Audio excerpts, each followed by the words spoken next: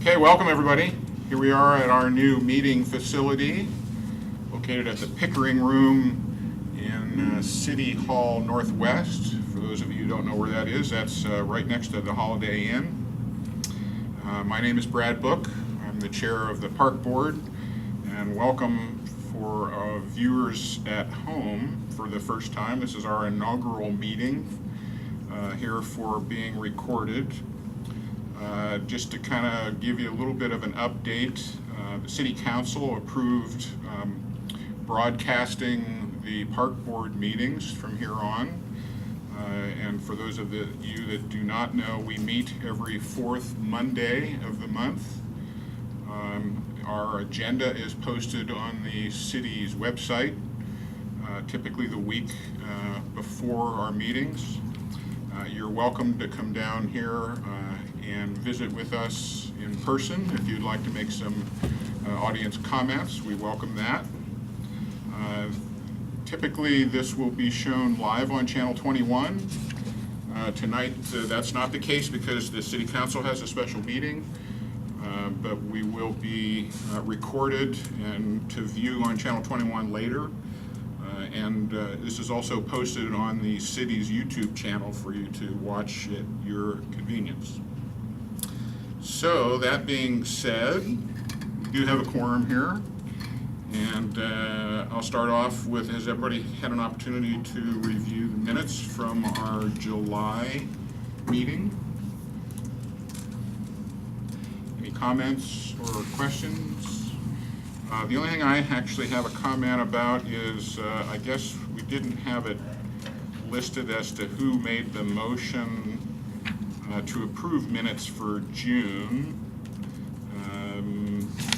Does anybody recall who may have made that motion? Possibly they're not here, so we did go through that process and we did approve the minutes. We did. So sorry we missed that last go around. And by the way, I hope everybody had a nice summer. Can't believe it's fall already. So can I have a motion to approve minutes for July minutes? No motion to approve. In a second? One second. Everybody approve, or everybody in favor of minutes? Say aye. Aye. Are there any opposed? The minutes are approved. Thank you for that. Our next, actually I'll talk just a little bit here, just a sec, so everybody knows what our agenda is this evening, is primarily we're going to be talking about the Bike Skills Park update and the Off-Leash Dog Park update. Those are our two primary items on the agenda. And with that, we have one member of the community here. Would you like to make comment at this time, Corey, or do you maybe want to wait till after presentations? Yep. Okay, we'll do that. So with that being said, we are on to Jennifer Fink, our park planner, who's going to talk a little bit about the Bike Skills Park and the Off-Leash Dog Park. You're on. Thank you, Brad. Hi, everybody. Nice to see you again. Looking forward to getting this Bike Skills Park rolling. As you may know, recall, it's been part of the site development plan up at Central Park to have a Bike Skills Park. Port Blakely, the developer, had given some funding years back for the construction of this, and it's always been on the master site plan to build it, and now we're getting really excited to actually get this project rolling.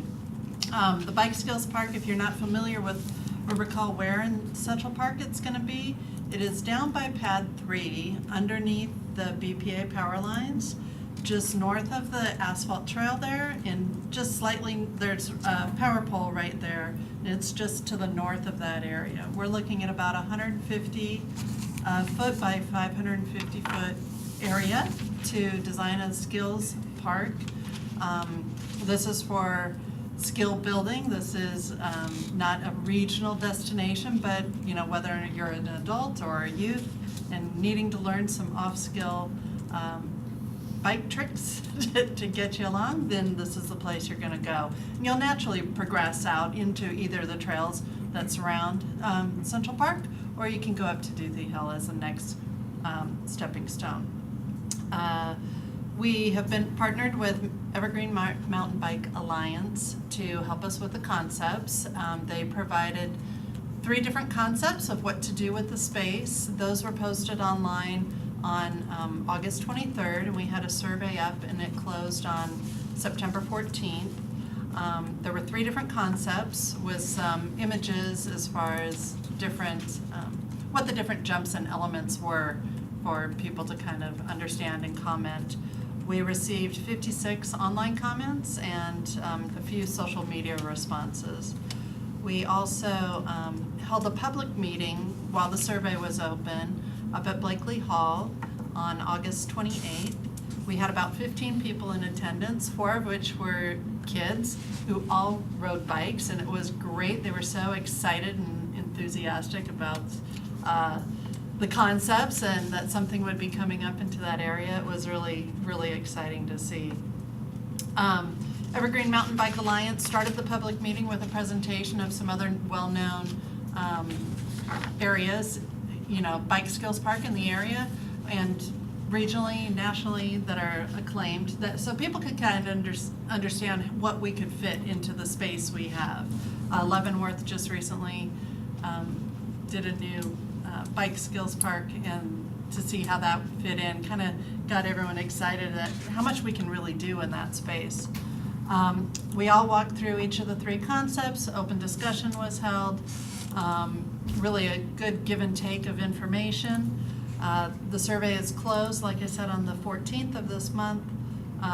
Concepts have been sent over to the Evergreen Mountain Bike Alliance. The community concepts, I had a conference call with them this morning to kind of talk through some of those, and they're putting together a refined preliminary design. We hope to get that back here in the next few weeks. Again, we'll post it online, see if we hit the mark as far as what the community is wanting, and post it probably just for a short period, couple weeks, get any final comments. And then we'll come back and we'll start working on the permitting processes and see what we can do to get this park constructed for 2019. We will have to, the permitting might be a little more tedious because this is actually outside of the city boundary in King County space, so we'll have to do some permitting through them. But that'll be a little unknown as to how that process goes, having not done it before, but sure we'll get through it. And we look forward to initiating construction when the weather permits next year. Evergreen Mountain Bike Alliance, you know, likely be in partnership with that, and we'll look to the community for some help in building the park, and we'll keep you posted as we move through the next steps. Does anyone have any question yet? Yeah, not being originally from here, and I've been here 7 years, can you just real briefly just give a high level, what is a bike skills park? I have never even heard of one. I mean, what do they do within it? So bike Compared to a skills skateboard parks, park? yeah. So the area that has been selected for the bike skills park has some natural terrain grade to it. Bike skill parks, there's things that are called DJs or drop jumps. There's pump tracks where you can learn kind of how to get your momentum to help accelerate you. Also, there's some other tricks like some staircases, you know, or some stepped areas that people can learn how to maneuver your bike down those. And I thought I heard earlier you said it prepares them for trail riding and It does. mountain biking and something. Yep. Okay, I Yep. never heard of that before. Yep. That's where I'm And from. one of the areas is going to be adjacent to a forested area where there's some invasive. The trail's right So we'll there. incorporate that to help create another element of excitement. Yeah. Can you remind us what the delay was in this? So I know we had some momentum and talked about this at length. I'm guessing like 5 years ago, give or take. It was before my time. And to be do- frank, I don't know. I think there were a lot of other projects that just rose to the top, to be honest, that I think there just wasn't the bandwidth to, on top of all the park bond projects, to address this. I don't think it was a lack of will. I think it was just a lack of bandwidth. And so now we're getting all the park bond projects behind us. We're now able to jump on it. Okay, so there wasn't an issue that had to be resolved or anything? Okay. Great. Is there a consultant on board for this yet? We're using Evergreen Mountain Bike Oh, Alliance. you are using them as a... Yeah, yeah, for the design concept, so. Great. yeah. Any other questions? So at our next meeting, will you be showing us what the proposal is? Yes. Okay, Yep. great. Hope to have that, and it'll likely be posted online before our next meeting. So I'll make sure Melissa emails the board to let you know. And this is for all ages? Yes, I Is mean, there- it's an introductory bike skill, so if you're It's adult hesitant sand, in youth riding sand. on dirt, yep. But this will be dirt tracks, Yeah. so. Yeah. I can't walk on dirt tracks, so. I don't know right away.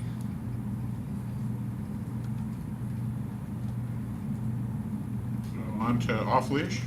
Yes, on to the off-leash dog park. As you know, the 2018 Parks Master Plan called for the location of a off-leash dog park as one of the near priority projects for the Parks Department. Our first step in this process is to determine an applicable site, finding a dog park within existing park property on the valley floor.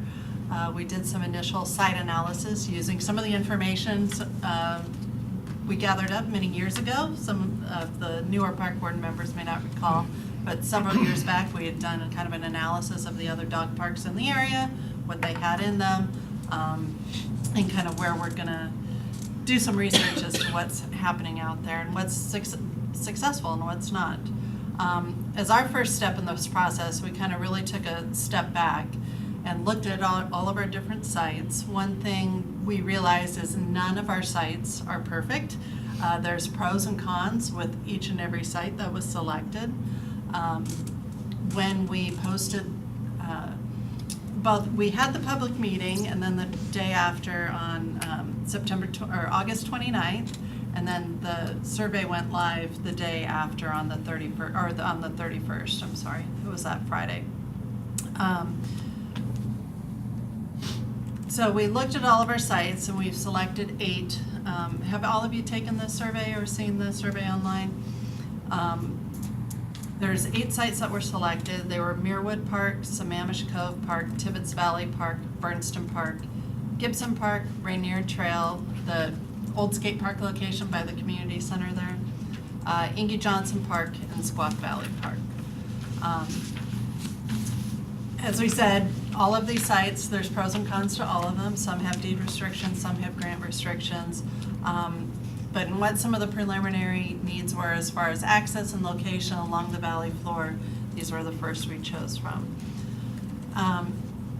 We held a public meeting on, as I mentioned, August 29th up at Pickering Barn. It was very well attended. We had about 45 people there, as well as 2 council members, Ray and Hunt, were present. And we really took our time and walked through each property, both the pros and cons of each of them and some of the gives and takes that we were having to let people weigh in on.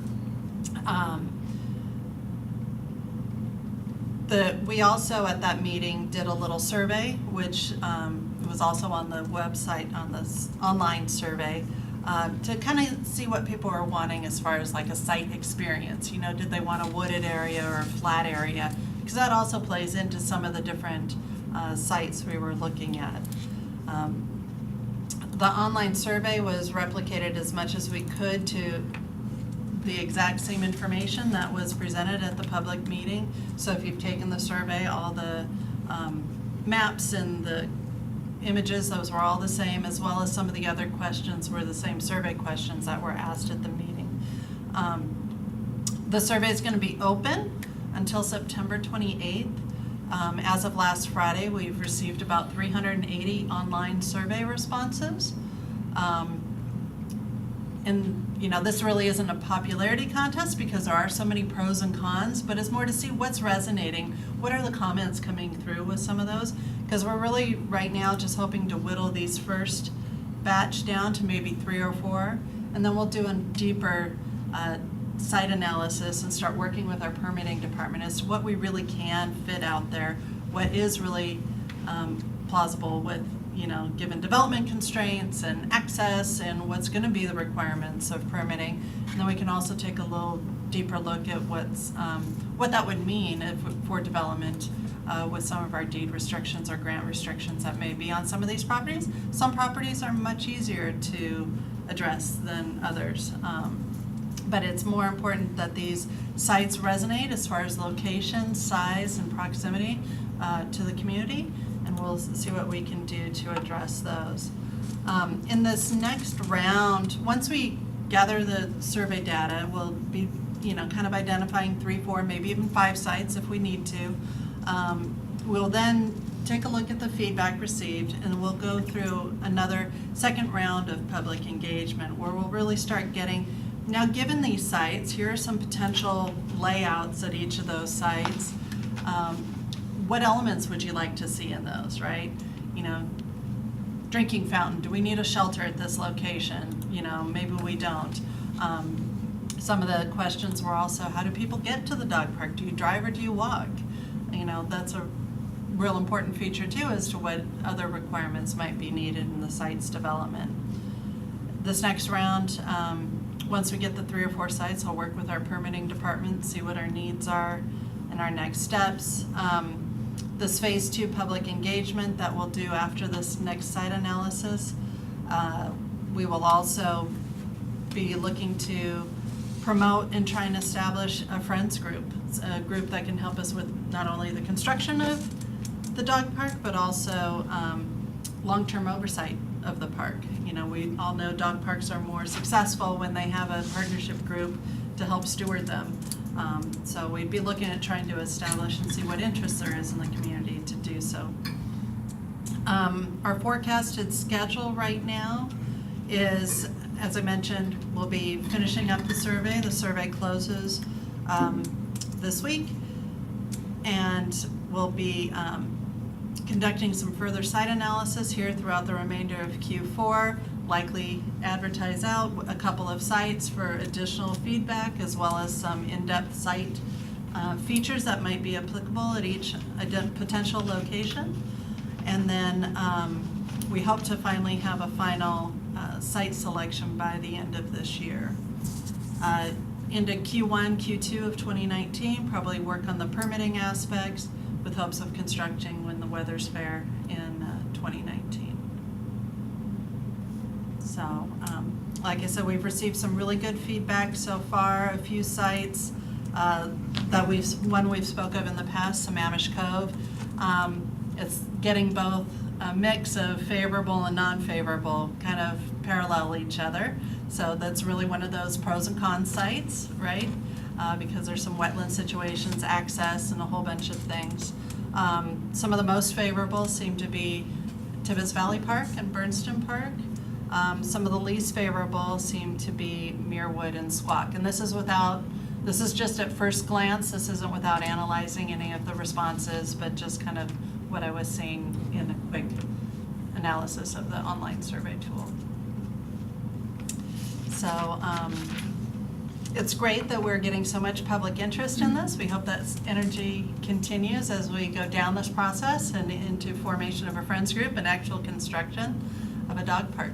If we end up picking a final site or sites, we may not be able to do both depending upon kind of the constrictions or restrictions with each site, but hopefully it would be we could at least get one built next year, and then if there's a second one, work towards getting that one done as well.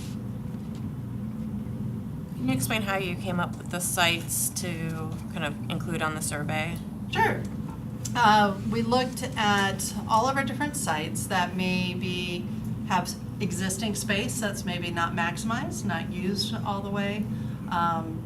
There's some sites that just have been underperforming, and maybe it's worth looking at a revitalization of them. Inge Johnson for one, right? We know it's a prime location. Yes, there's critical habitat, but we can also still preserve that habitat if we look at conversion of one of the grants that was used to purchase that. Maybe we only have to do half of the grant or 50%, but we still have some other usable area. Is it a feasible site? It certainly could be. If some of the other issues like parking and access were taken care of. So, we kind of went through all of our different sites along the valley floor. Did you include Confluence or Veterans? We did, Okay. and we, Confluence, the reason we didn't choose that right out of the gate was when you start trying to carve a 2 to 3 acre site at Confluence with some of the other master plan, there's an existing master plan, some of the other community uses that are going there, there's really not a lot of usable space with some of the critical areas and some of the other grant restrictions and things. And so we felt at this time, if we're trying to look at doing something quick, it would take a little longer process. So there were some other sites that we could probably achieve the same goal, but felt that Confluence had a great, community aspect, a gathering space and desire, and also it has an adopted master site plan. Where some of these other parts So it wasn't didn't. included in the survey? It was not. What about Veterans? It was not also, knowing that it is one of the parks who are wanting to master plan next year, as well as Tibbetts Valley. Now, the site at Tibbetts Valley we chose, if we're also looking at doing a master site plan update there, but it's the undeveloped area further up 12th Street. There's about a 2 acre site that we could develop and get rid of some old apple trees and clear out some blackberries that have gone wild and really make a nice usable space up there. So we were looking at an area that really has no use right now at Tibbetts Valley Park. So some of the other parks then, you're gonna take some of their space away and use it for a dog park? Yeah, so like Muirwood Park was one of the Yeah, ones so- we mentioned. There's a grass area that's seldom used, it's rolling, but if the community wanted, it would be a great half-acre little dog park So area. for a dog park, you fence that area off, is that what you do? And Yeah. it's like that, okay. Yeah, any of these off-leash, these are all gonna be off-leash, so they will be fenced to help protect those around them, because according to King County Code, you can't have your dogs off-leash unless they're in an off-leash area. So, And a half acre is what you're looking at, it's kind of the, actually what came out of the public meeting, as well as kind of what we're hearing from the community, is while small dog areas are, people want those, they're also wanting a larger, looks like 2 to 3 acres, really kind of what's resonating with people as far as the optimum, if they had their druthers. Hopefully we can get that in some of these spots. We might have to compromise at a couple arees. and like you mentioned, you may not just choose one if you have the funding, and you could put 2 dog parks in maybe if it worked out that way. Yeah, in budget, we might only be able to do one next year, but we could wrap the other one into a future year project, most certainly, knowing how important it is to the community. And it was a priority within the park plan as well. So my initial gut reaction on Tibbetts is that there's probably space, and that might be the right space for it, eventually, but I'm concerned about making a decision about using a space that's not currently used when we know that we're gonna do a new master site plan in the super near future. Yep. So So that would be one of the sites that, if selected, we would probably do some perhaps temporary use while we do the master plan, knowing that we may have to reconfigure it come the master plan, right? So we are quite aware of how to integrate those, and that's where this next real level of analysis as we get into this detailed site design will play out. But yes, we haven't forgotten about that master plan. Did anybody look into that site that the resident from Tallis mentioned, that there might be something up there at the meeting? I never received the information as to where it was. Oh, okay. So, Because I know there was a gentleman there that said something about up in Tallis, but I have no idea where it was. Okay. He mentioned it, but. right, and it was mentioned in the notes, but I didn't have like a parcel number or an address, so I don't know exactly where it was. Does anyone know where it might be? I recall he said it was a city parcel.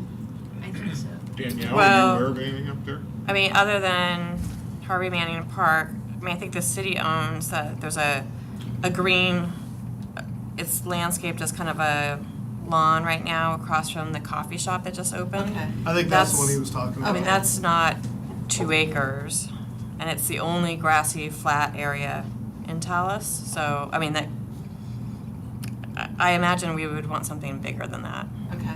I believe that was the area he was speaking about, was that area across from the coffee shop. Yeah, it's just where it was supposed to be actually commercial space, and it got, I think, deeded over to the city, and the city's just maintaining it, hasn't actually And I think it decided is what the still best zoned use is. commercial, if I recall. Okay. It might be. Yeah. But I'll check into that. Jen, I know you've, in the past, have looked at some other regional parks.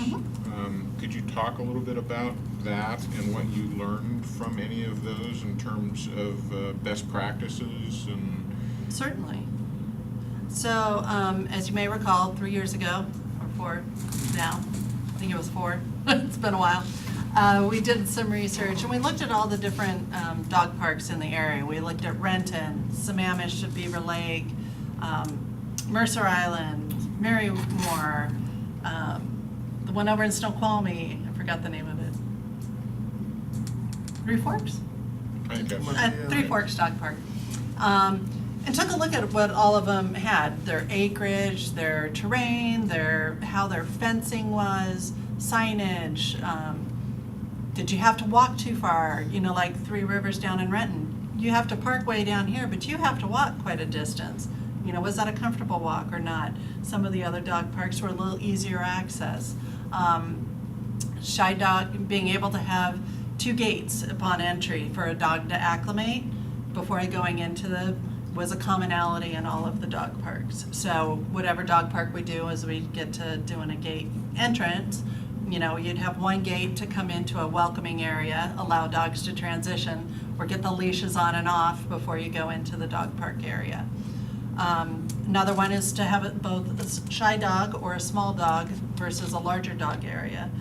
Bark Park up in Issaquah Highlands has that. There's a 2-dog area, so that's also something we'd be looking at implementing. Now, depending upon the site and or sites, perhaps those are separate. Maybe, you know, one park becomes a smaller shy dog park and another a larger dog park.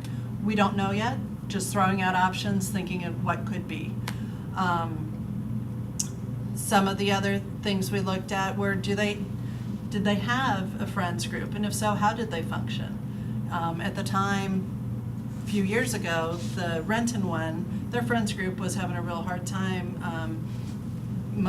gaining the momentum and the strength to really keep it under performing well.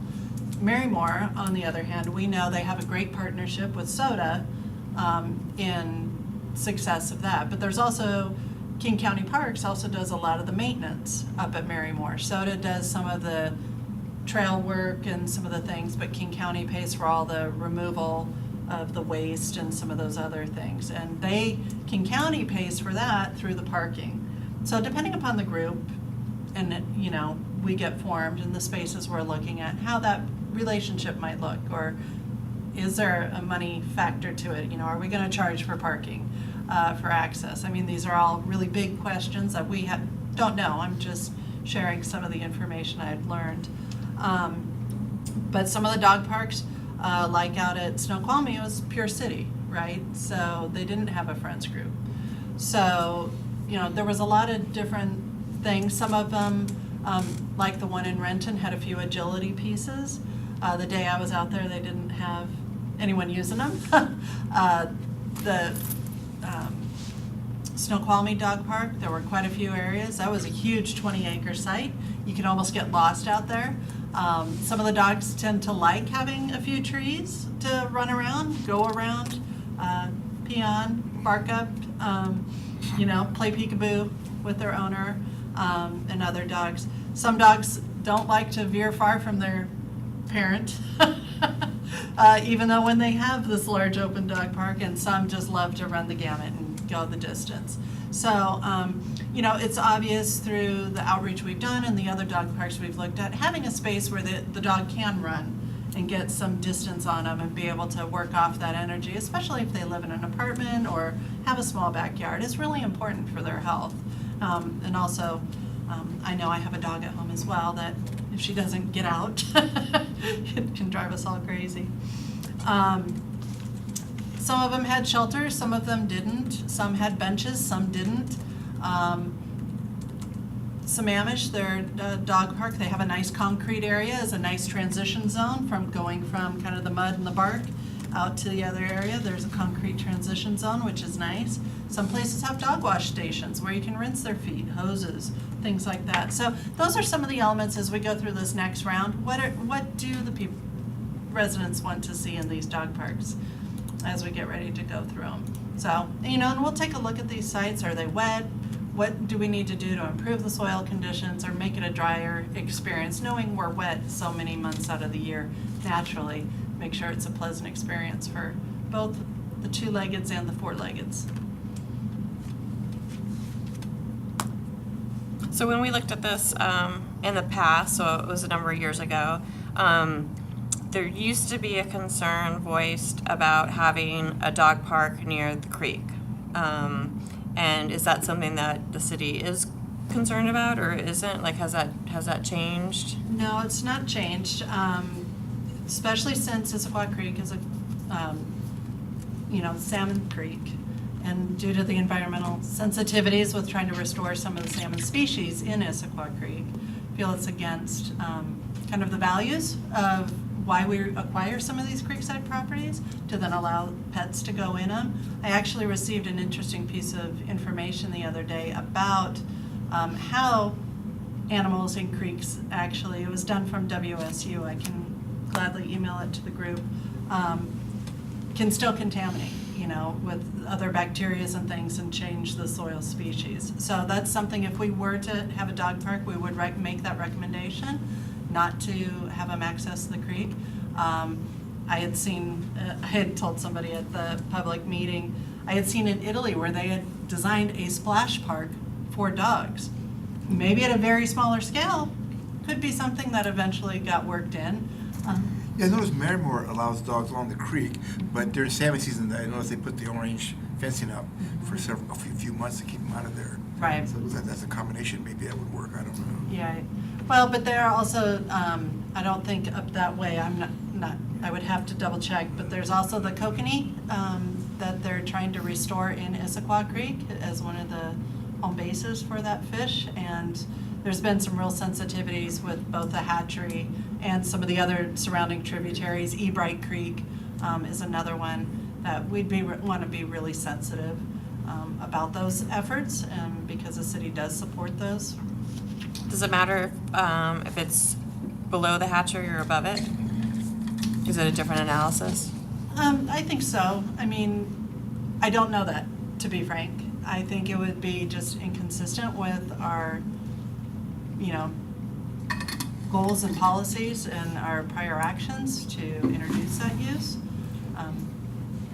I think along the way, it'd be nice for maybe one of the fish biologists from the kokanee group to maybe make some comments about this issue, because I know we're getting a fair amount of comments from the community about why can't we use the creek system.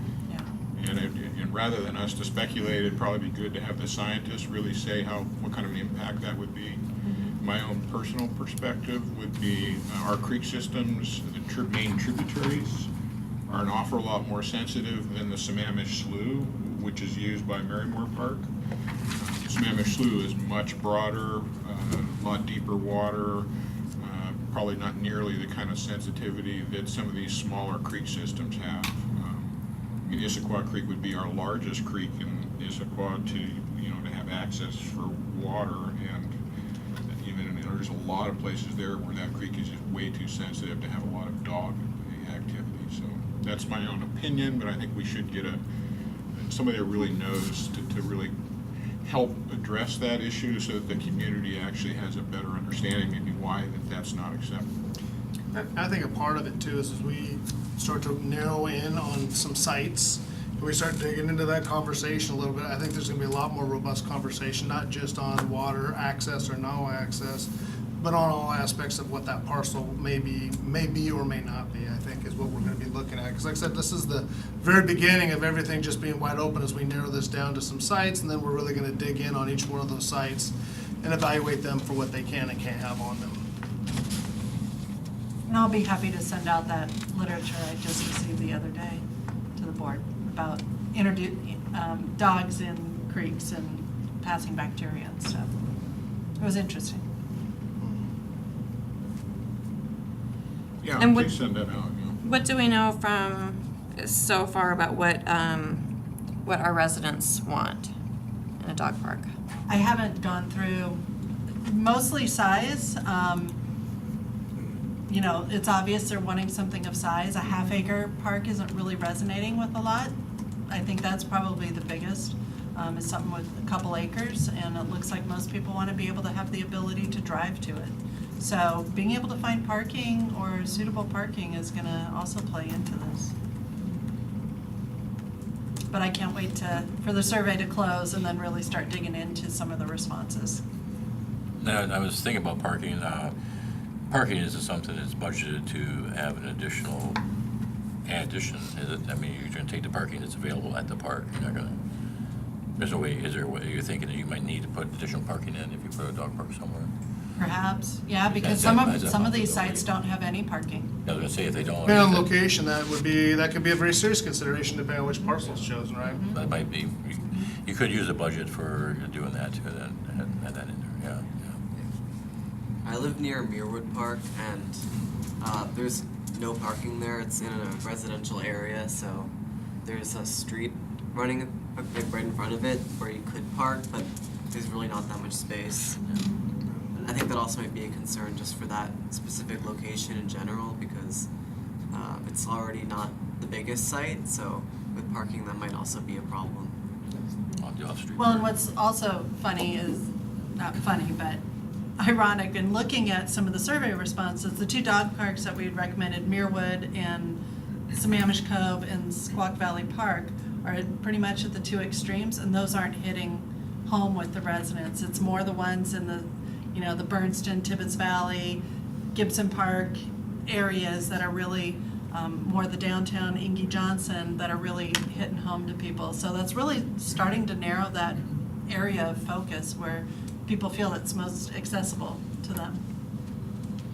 I think to Well, some yeah. extent, we also have had some discussion about maybe the advantages of considering two parks, where maybe one park could be done a lot quicker and a lot cheaper, so it could be introduced next year, so that maybe you wouldn't really need to have a whole lot of infrastructure or parking, because whatever's selected as a site has already got those things. It's kind of one of the Right, reasons. yeah. I think Tibbetts is probably a real consideration, because it already has all of that.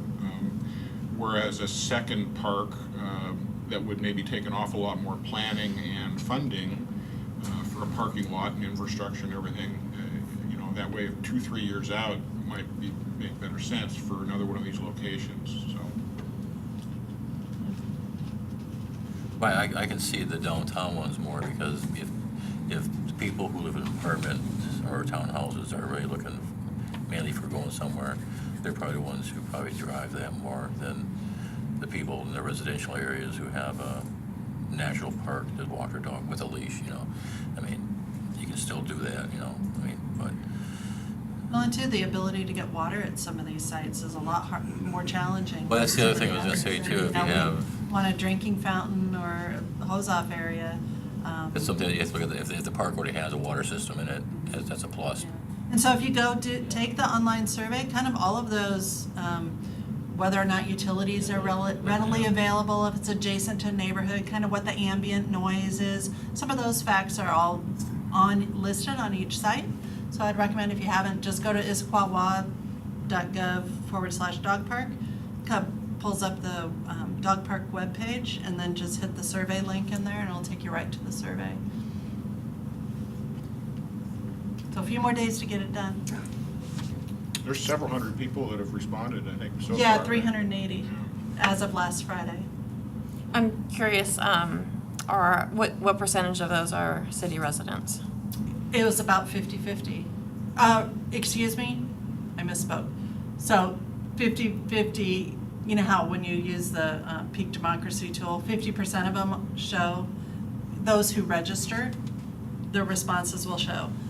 There's about 50% of the respondents that have chosen to share their information. The other 50% have kept them secret.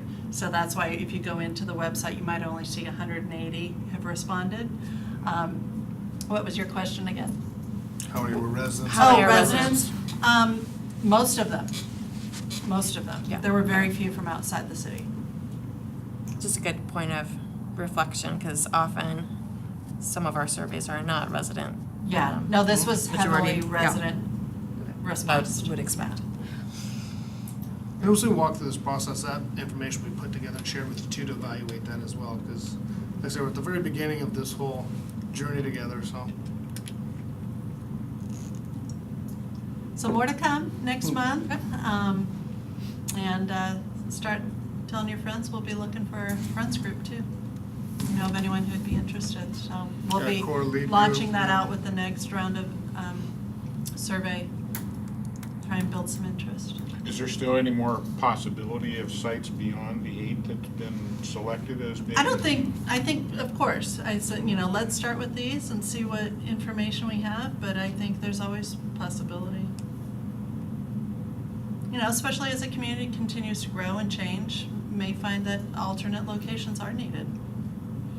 I mean, all of these sites were selected from kind of underutilized parks. I mean, I guess one of my questions would be, and others that I've heard in social media, is the city also has an awful lot of green space that are not necessarily parks. Are there some potentials there that might exist? Has any of that been Well, I looked think at? Ingy Johnson is one of those that's called a park, Right. but is really nothing but open space right now. So Right. I think that's one of those to really start having that conversation. Bernston Park, another one. It's called a park, it's open space, but it's really for preservation. So that would be another one that we'd be looking at what it would take to convert it, to make a portion of it usable again. You know, we did a great job back in the day of buying all these land with, you know, to preserve it and conserve it. But now there's times that maybe it might be best suited elsewhere, or a portion of it, you know, if we were to do a conversion, let's say Bernston Park. You know, we could probably, it's a 2-acre park, could probably take about an acre of it to make a dog park. The rest would need to stay creek due to the setbacks and buffer regulations, shoreline.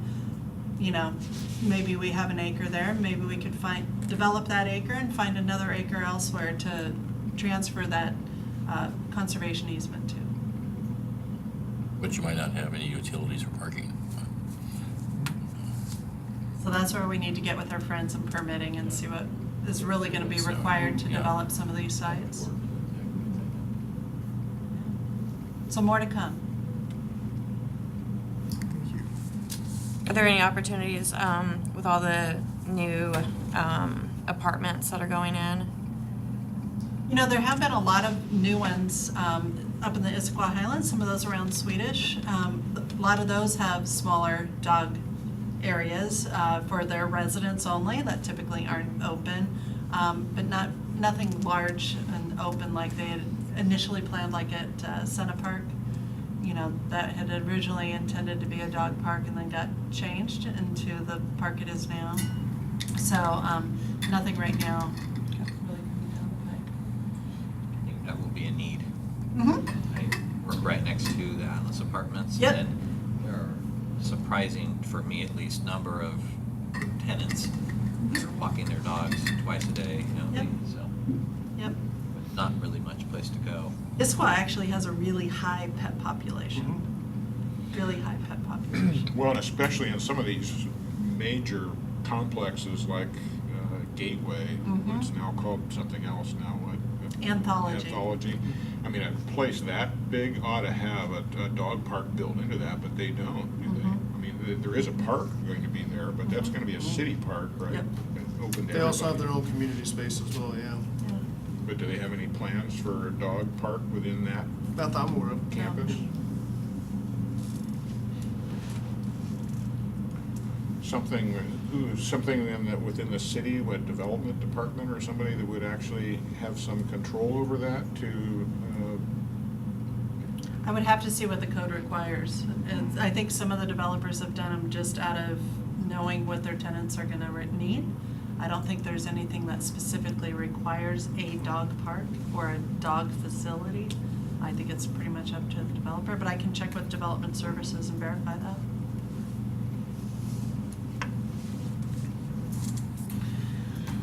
any other questions or comments on dog park? There'll be a lot more on this one for sure. Well, I know in the past, there was a hesitancy to combine kind of dogs and active recreation parks, like at Tibbetts. And I'm just curious if the city has kind of gone a different route. It feels like it is if we're considering a spot at Tibbetts. I think I've certainly been to athletic complexes that have, that are robust, have tons of kids and activities going on, and then also adjacent dog parks so the parents who are, dropped off their kids for practice can let the dog play too. So is that something we're considering? I think Tibbetts is a great way to still have all uses, right? Because there's some elevation change and physical separation from those spaces as well, which I think help provide a little extra separation. It's not just at grade, but there's also some physical elevation change within some of those areas too, to help with that. Yeah, but I mean, Beaver Lake Park is a prime example where you've got the nice play fields and a playground, and then the dog park's kind of tucked in the back there. So, yep, can be very successful. So to summarize a little bit, our next meeting in October, you intend to have what available at that time? I'm not quite sure yet. We've got to look at kind of the breadth and depth of the information, and I need to get with our permitting department, see what is going to be needed. So I will definitely have an update for you. Hopefully soon thereafter or soon before, I'll be able to have some site analysis further for each site. We want to make sure to get that right before we send it back out for public comment. And then we'll also do a little deeper dive as to what elements people want to see within those parks. Having that information from our planning department, what is going to be required, how could we fit on the sites, likely drop some quick sketches to go on them and say, here's what it could look like, a rough layout. What do you think? What would you like to see at this park given this configuration? Right, but I have to have that conversation with permitting really to see what some of our steps, requirements, because some of these shoreline properties are going to require another level of permitting if we end up getting near the buffer areas or encroach in those. So we'll just have to wait and see. I don't want to overpromise for next month, but just know we'll definitely have an update, and if not, be real close to going out with the next public engagement effort. Okay, sounds good. One thing I did want to ask you guys is, as we get ready to embark on the next phase of public engagement, is there anything you want to be sure that we address?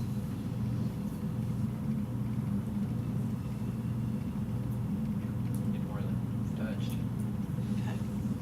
Okay. I mostly want to know what it is that we want to have in these parks, I guess, and have that sort of drive the Yep. location, rather than pick a spot and then figure out what we can squeeze into it. Well, I think it's a little twofold in doing first we have to have that conversation with permitting as to what's really going to happen. Do a little deeper dive with some of our grants and some of our other restrictions that may be on some of these properties. Because some of those, there's a dollar value that is associated with those decisions as well. So and that's where it's really going to be, we've got to weigh all of these different elements, and some of them are competing interests. But then also, given the site, if we could do this, what else would you like to see there, right? Because we already know we need maybe a small dog in a larger dog area. We know we need some water of some sort. We know we need a few parking spaces, right? I mean, we have some of the basics, but I think given each of those, because some of these sites are more wooded than others, maybe a shelter would be nice, or maybe a sunny area. Maybe you would want part of it to be cleared out. So you did get an opportunity for a little sunshine in the winter. Might be nice. So, those are some of the things we'll be able to look at. But yeah, we're definitely going to want to do some initial analysis first and then really kind of hone that in with getting some additional public feedback as to what they really want to see there too. So I think it's kind of a both at the same time kind of effort.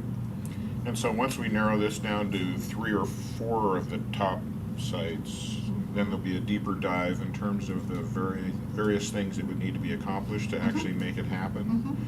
Because that'll have to be factored in before we make a decision on Yep. Yeah, paint that picture of each site, yeah. Yep. it. Because I know some of that was shared in the survey and some of the public meetings we've had, but not a lot. Yeah, not a lot, and because we really need to do that next deeper dive with the site analysis. Okay. And then also, what's hitting home with the public? I mean, we don't need to spend a lot of effort on something if it's not really even resonating as far as a general location, right? So, we're taking baby steps. It's not an easy process. And, even once we have 3 or 4 sites, we'll come up with some suggested layouts and amenities for those sites through the public engagement.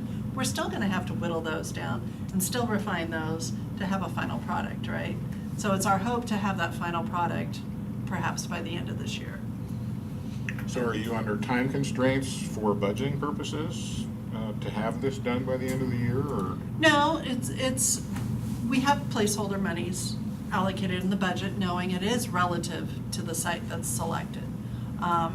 Some sites are going to be relatively easy, especially with a friends group to activate. Some are going to take much more time and much more funding resources. And it's a conversation we'll have to have with council as far as, do they want to go through with some of these conversions on some of these properties. Some of them just aren't easy sites, but if there's the will and the community will, there's always a way, and we need to have those conversations.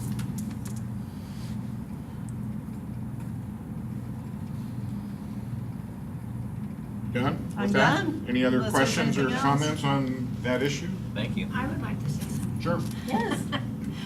When you were talking about what you'd like to see, I would like to see, if we do go with a wooded site, I'd like to see some of the trees left. I don't want, or the bushes. I think that Yes. that'd be great. And for the sites that don't have a lot of growth on them, maybe we could put something on there, because I do think dogs do like a little bit of Yes. things to explore. And I know up at Issaquah, we're on that hill, and a lot of dogs like to run down that hill and do that, as opposed to just running back and forth trying to catch a ball Yep. or chasing. I mean, Yep. they like ways that they And can they like to chase. stand on those rocks. Yeah, and so, Yep. I think that whatever we have in the park, it should be something that's for interest for, not all the dogs, I mean, all the dogs Yes. could care, not all of them could care, but I think some dogs really have that thought process of, ooh, I want to explore that, and I think that there should be places for them to explore. Exactly, and Marymore is a great example of that. They have the open clearings, they have the little smaller channels to walk through, they're treed with bushes, and it's more of an outdoor exploration. So I fully agree, and, we wouldn't be looking at it, going in and clear cutting any one site, or, just rest assured, we'd want to enhance whatever site that is selected for an appropriate setting, so. I'm curious, what's your idea of what would be a comparable dog park to what we're going to get? So, I mean, Marymore is huge. My expectations, we're not going to be replicating that. No, we So- don't really have space for So, that. yeah. Thank you. So, I guess, what regional facilities that you've mentioned kind of are the size that we would be looking at? I just want to make sure everybody's So- expectations are kind of right, the so- same as what we're talking about. Question. So, Bark Park up in Issaquah Highlands, as well as Beaver Lake Dog Park, are both about 2 acres. To kind of give some general scale, if you're familiar with those. So if we're looking 2 to 3 acres we might be able to squeeze out, we'd be looking about that. Is that about the size of Robbinswood and Robbinswood Bellevue? is about 2, I think it's just under 2. What about Mercer? What's that? Huh? Mercer Luther Burbank. Dog Park. It's a Luther lit, Bank. It's 2. Luther, is it is two? it 2? Yeah, they've all, that includes It's the not little that little shy big. area? I think so. Okay, so, yeah. Because that looks relatively small, but well-used and well laid out. It has the water advantage, It waterfront. does. Yeah. And the beach. Yeah, that's what I Nice meant, little the beach area, yeah. So, So I do have one more thing, I guess, now that we're still talking about this, that I've brought up a number of times in the past. I've been a bit of an advocate of doing a land swap with the state park on South Cove, because that's very environmentally sensitive and would be a really great addition to the state park. And there might be some potential land that's not as sensitive that maybe the state would consider swapping with, like maybe something over by the soccer fields that would be more centrally located. Could you talk a little bit about what the potential for that would be? And I know you've had some discussions in the past with that. Was the state open to that at all? You know, or- they're in the middle of doing their EIS planning right now for master plan, and I know it was a topic of conversation at Point. I'm not privy to how far that discussion has gone or yet where the consideration in their EIS is for that at this time. We met earlier this summer, was it April, spring? There was a public open house for the state park EIS. And I haven't heard anything since that time as far as where they're at in their process. So it's been some time, so I I mean, it don't might be know. a good time because of the fact that they're doing a master plan there to Yep. at least approach that with Nikki to see if that's something that I they know might that be. seed's been sown. Not sure if it needs a little extra water at this time, but I can check. Might not hurt to water that a little bit. See where we're at Just to on see that. if there's potential. Because once that master plan's in place, if that's not in there, that's never gonna happen. Right, and two, their state, their EIS process is gonna take quite some time Right. to go through, so it's not gonna happen overnight. Right. And I know that wouldn't be an option for the near term, but maybe a future option for something larger, you know, A later little more on. regional. Right. Okay. That would be good for the state park potentially as Oh, well. true. So I mean, it might be a good collaborative effort, so, okay. Well, there's definitely land in the state park that could be used for something other than a dog park too, right? So if that doesn't work out, it does seem like the property that the city owns would be, you know, it would be good land to potentially swap. Yeah. Yeah, it's hard to imagine what South Cove could really be used for. It's so sensitive with the creek and the lake and the wetlands. I mean, I just can't imagine that ever getting developed into anything. Yeah. It would just be prime conservation land for the state park, so. True. Anything else on that? If not, Corey, did you want to have a chat? You might, we have a new gig here, so you might introduce yourself and your relationship to the city. Corey Christensen, resident.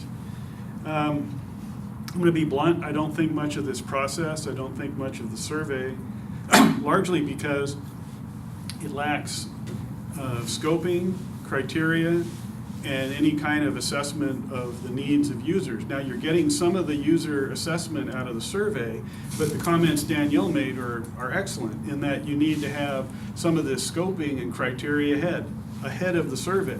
For example, this idea about dogs in Issaquah Creek, that's an absolute non-starter, and it shouldn't be something that we're having a popularity contest over, because you can't have dogs in Issaquah Creek. And a matter of fact, it's not just the creek, it's their buffers and wetland buffers, and some of those are 100 feet. Now, you can have trails through them, but not off-leash trails, because it just isn't something we should even be talking about. And part of the scoping up front should be eliminating some of these things.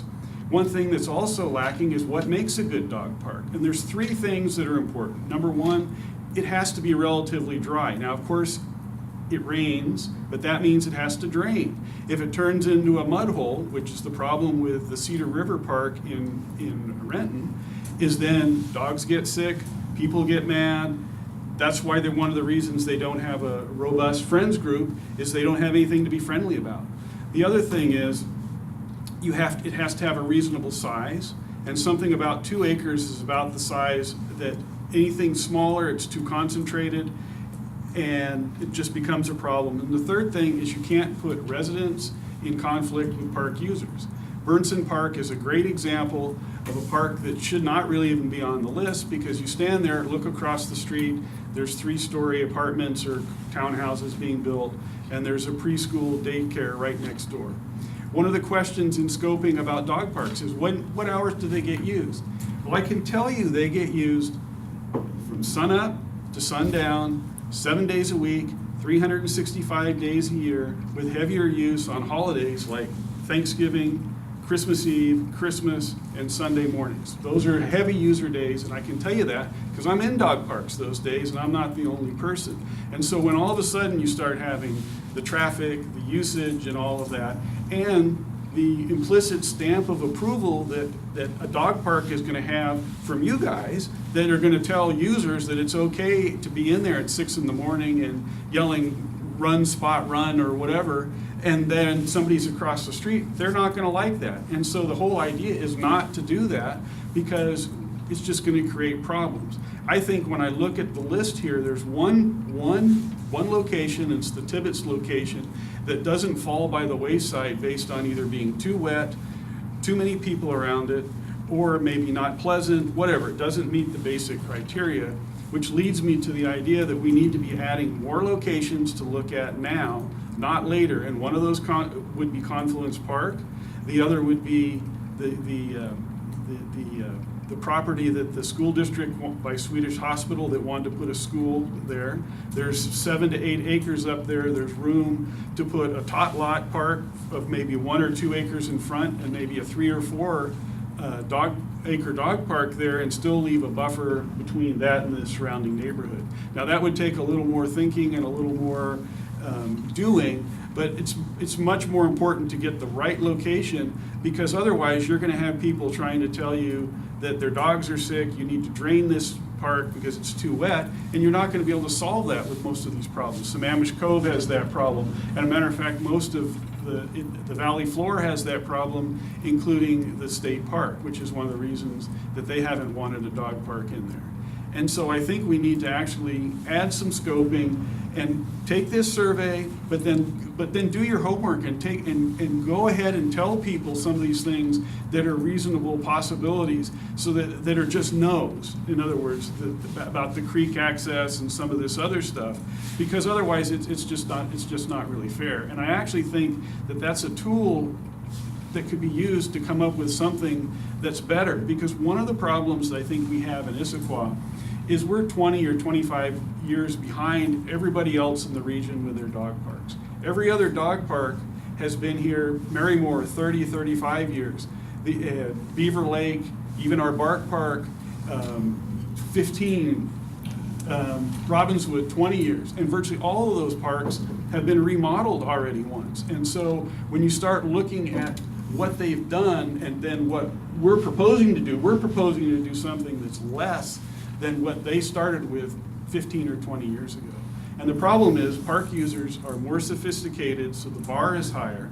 But the one advantage is they're also 15 or 20 years ago, people didn't necessarily have dogs that were acclimated to dog parks. They didn't necessarily know the rules of dog parks. Surrounding non-dog owner park users didn't really get an idea of what a dog park was, and now I think they're for dog parks because they like the idea of having people go to a place and they see an advantage of there. But you're not going to get those synergies unless you pick a location that is actually sufficient to meet the basic need. And I don't think we have much on the list beyond Tibbetts, and I'm not even willing to stick a flag in that and say that's the place, because I don't really know what's under all that. I actually think this is a moment we need to dream a little bigger. We need to look at Confluence Park. We need to look at the Swedish site and some of these other sites and do something better, because otherwise I think we're just heading for a lot of problems. Matter of fact, they're the exact problems, and I was hoping that Al Erickson was here,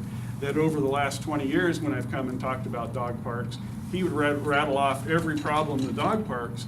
And frankly, every problem he rattles off is basically exactly the right problems. They are real problems, because you either have something that works, or if you don't, you have massive headaches. And you either have massive headaches with the users, or with the neighbors, or with everybody. And if that's the path we're on, we're better off not having a dog park than having one that makes everybody mad and then gets dog users, or park users, in other words, the people that right now are running their dogs in Issaquah Creek at Confluence Park or across the sport fields in Tibbetts.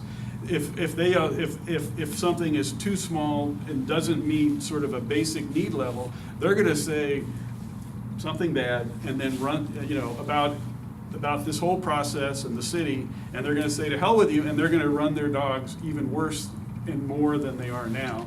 And I just think that we have to be careful that we don't do something that's adequate and meets the need. And I think the need is bigger than what we're looking at right now. And anyway, I think we need to be adding more to this process. Thank you. Thank you, Corey.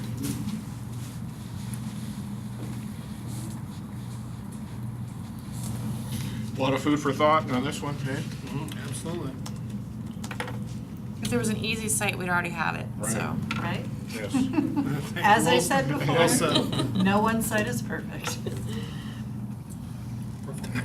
So normally this would be a time for Jeff Watling, our director's comments, but he's not here tonight. But we do have Brian Bernston, our. Say, don't sell me short. I got a couple things to share. I was introducing you here. Oh, so, thank you. Our deputy director, and so I'll let you do whatever. Yeah, a couple little items. I mean, some of the things we have already going on, just to give you a quick little update, you know about our community center, getting new flooring. You know, we've had carpet in that facility for well over 20 years. It got a lot of great use, and now we're into a floor replacement project, and that's being replaced with hardwood maple flooring that's on a suspended wood on the courts. The track's going to be a synthetic surface that has a little, it's that rubberized synthetic that has a little bit more give to it as well. We're also doing up in the area that we call the Rainier Room, used to be the youth center. We still hold, so youth center, we do a lot of different programs and activities out of there. We're gonna put hardwood floors in there as well, and that'll be a little bit more of a contained fitness room. So it'll be, yeah, it's really exciting. If you go in there and walk in the lobby and look at the floors, they just got done laying all the wood on it, and they're currently putting the lines for the courts on there. So it's really neat to see, and that's, like I say, really exciting. We're excited about it. We also have, like I said, these are all things you've heard about, but we have a new registration software coming our way, which is called Perfect Mind. We've had class for many, many years, and we're rolling over into a new software. It's called Perfect Mind, and come November, we're going to start rolling accounts and setting up accounts within that system. And in December, we're actually going to start getting people online and registering online with that. So we're excited because the online functionality is going to create a lot more customer service. People are really going to be able to manage their own accounts, and it'll be really helpful and more, like I say, customer friendly. So that's coming very, very soon. Lastly, we had this last weekend, the Garage. For those that know about the Teen Cafe, it's called the Garage, and they had their grand opening ribbon cutting on Saturday. Very, very well attended. Tola Martz and a bunch of others gave some very nice speeches. Definitely a project that was many, many hands with, community members, schools foundation, city council support, city support. Yeah, lots, like I said, many hands made that happen. It was Kiwanis. What's that? Kiwanis, yes, Kiwanis, thank you. Sorry, I mean, the list is long on that one, but Kiwanis, absolutely, yes. There are many groups that are behind this, and really it's exciting because it's first day of operations tomorrow, so. As They got the adults, stage in. huh? They got the stage in? No, the stage hasn't been built Okay, I yet. took a tour, they didn't have the stage yet, okay. It's coming, because that was donated by Kiwanis, yeah. I threw you a second one on that one. Thank you. So that'll be really neat. It's, like I said, it's open up tomorrow, and your time to go was Saturday because it's for the youth. It's not for us. Well, our youth representative can go. But it's pretty exciting, and I think it's got a lot of energy and excitement behind it, so we're excited to partner with them, and we look forward to, we're gonna be, we'll do things back and forth with our recreation division as well as with the Teen Cafe, and hopefully do some joint projects and stuff. They're gonna get up and rolling first before we start really discussing what our partnership and such might look like, so. That's my update. Okay, good. Thanks for that. I have a couple things to make mention of here in my update. One is through a collaborative effort with Bree Communications, we've now had some installations of urban watershed interpretive signage. We have a location at the state park at the boat launch. There's a new location at Pickering Trail that's not open yet still, is that right? The trail? No, the trail's open. Oh, it is, okay. Yeah. And also along East Lake Sammamish State Park, so if you get or East Lake Sammamish Trail, I should say. So if you get a chance to take a look at that, go take a look. Along the lines of some kokanee news, there's basically, I think I've mentioned this once before, David Kyle, who works for Trout Unlimited, is kind of their kokanee coordinator, has been very active in getting some funding for feasibility study for relocating Laughing Jacobs Creek to go through the state park instead of through private property, the lower section. All of the funding, over a couple $100,000, has been obtained, and consultants have been hired, and so that project is underway. It'd be pretty lengthy, but it would be a really nice feature to actually have that creek run completely through the state park all the way down to the lake. And so we'll get some sort of an update after the consultants have given their recommendations. I just received an email today from Robin, Executive Director at the Fish Hatchery, that 2 kokanee have showed up at the fish hatchery, so that's pretty exciting news. We haven't seen that for some time, so since kokanee run a little bit later, maybe this is good news that this will be a good run this year. Salmon season. So I have a bunch of flyers here if anybody's interested to pick these up. Salmon season is a King County initiative that started a number of years ago to essentially establish sites throughout the county where people can go and watch the return of salmon. There are 18 sites around the county. We're fortunate enough here in Issaquah to have 4 sites listed. One is at the state park, kind of along the boardwalk and another area there. And we have Confluence Park, Salmon Run Nature Park, and the hatchery. So those are our 4 locations listed. But there are a whole bunch of others here throughout the county if you wanted to go take a look. And they're all listed on the back of this in terms of where they're located and a little bit more information about each site. So that's kind of encouraging news, especially now that we're in the salmon season time here. Last thing I just wanted to comment is Friends of Lake Sammamish State Park is having their annual event here this Thursday at the Rotunda at the state park. Starts at 5:30, and all are welcome to attend if you would like. So that's all I have to say for my report. And that leads us to Jacob. Yeah, so the youth board, we had our first meeting of the school year last week, so we're just starting to get more into things. So I don't have a huge update for you guys, but it's exciting to see the Teen Cafe opening. We've had a lot of members sort of working with people to throughout the process, so we've been able to see that developing over the years. So it's exciting to see that opening very soon. We're going to be volunteering at Salmon Days next week, a lot with, we've done these fundraisers in the past with our parking lot, but since the program and the festival's expanded so much, we are now doing sort of a setup aspect in that we're helping, mark out where people are going to put their different booths and directing people and setting up. So it's going to be a different side of Salmon Days, but we're looking forward to it, and we'll see what the year brings, because I know we have a lot of different ideas, but we just have to get them into motion in the coming months. You got everybody new that's on the board now for the fall season? Yeah, so each year we replace everyone, if they graduate or they don't return, we have a 40-member sort of, it's our number for each year, and so we do have quite a few new people each year, and so there are definitely new faces. It's going to be exciting to meet everybody. Good. Thank you for